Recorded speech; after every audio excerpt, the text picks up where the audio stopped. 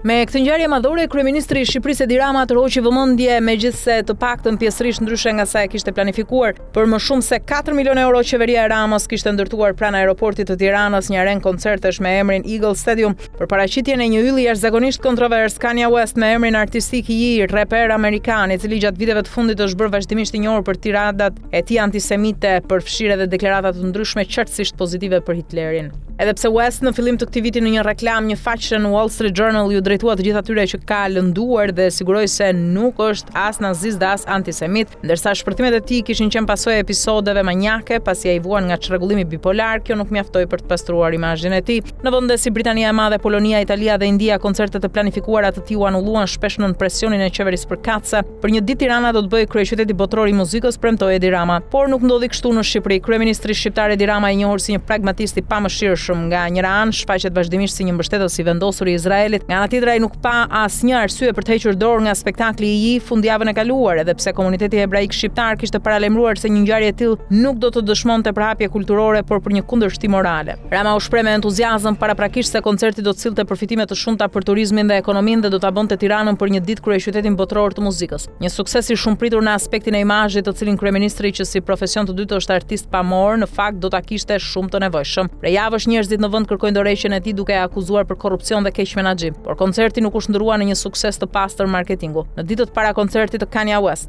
dhjetra mijëra njerëz protestuan sërish në rrugët e kryeqytetit Tiranë për të kërkuar dinjitet, drejtësi dhe ndryshim për vendin e tyre. Përpara Ministrisë së Kulturës u mblodhen gjithashtu artistë vendas për të protestuar kundër faktit që për një koncert të tillë, i cili sipas tyre i shërbente mbi gjitha marketingut politik të kryeministrit, shpenzoheshin më shumë se 4 milionë euro para shtetërore, ndërkohë që skena e pavarur kulturore shqiptare në total mezi përfitojnë gjysmë milioni euro subvencione shtetërore në vit. Në pankarta lexohej Ministria e Turpit. Biletat me sa duket ishin më pak të kërkuara se sa kishte shpresuar kryeministri. Pavarësisht mbështetjes shumë bujare financiare nga shteti, Eagle Stadium nuk ishte i mbushur plot. Sipas raportimeve të mediave shqiptare, qeveria kishte shpërndarë në shkallë të gjerë bileta për punonjësit e administratës shtetërore dhe për nxënësit e shkollave. Madje edhe brenda stadiumit thuhet se janë dëgjuar thirrje që kërkonin dorëheqjen e kryeministrit. Është një tjetër episod në përpjekjet e pasuksesshme të Ramës për të frenuar valën e protestave në vend. Shkaku ishte një incident në fund të muajit maj në lagunën e Nartës, një zonë mbrojtur natyrore, aty ku lumi ende kryesisht i paprekur vjosa derdhet në mesdhe. Ajo është habitat për më shumë se 200 lloje shpendësh, si për shembull flamingot. Pasi punëtorët në lagun filluan papritur të ngrinin garë dhe ndërtimi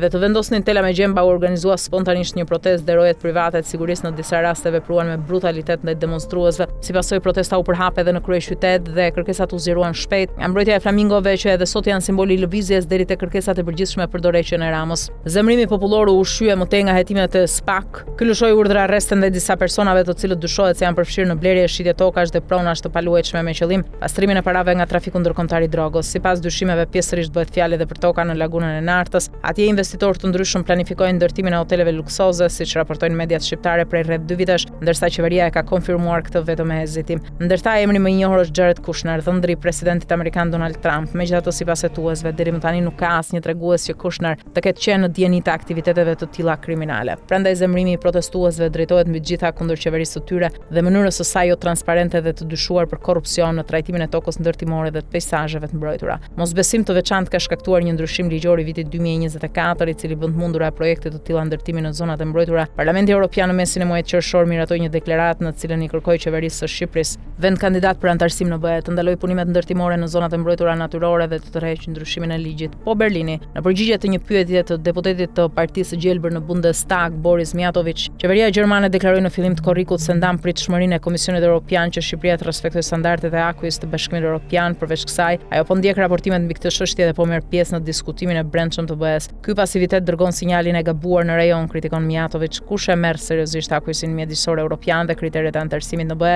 duhet të veprojë herët. Qeveria federale sipas tij duhet përdorë ndikimin e saj politik për të kundërshtuar ndërhyrjet më të tejshme në zonën e mbrojtur. Nëse Edi Rama vetë beson se koncerti Kanye West ka sjellë ndryshimin e shumë pritur të imazhit, kjo mbetet e dyshim. Ai, i cili zakonisht është mjaft komunikues në kanalet e tij në rrjetet sociale në platformën X, u kufizua vetëm duke rishpërndarë një deklaratë të reperit. Në atë deklaratë, West falenderon kryeministrin dhe gjithë Shqipërinë që ndërtuan një stadium dhe e mirëpritën në vendin e tyre të bukur.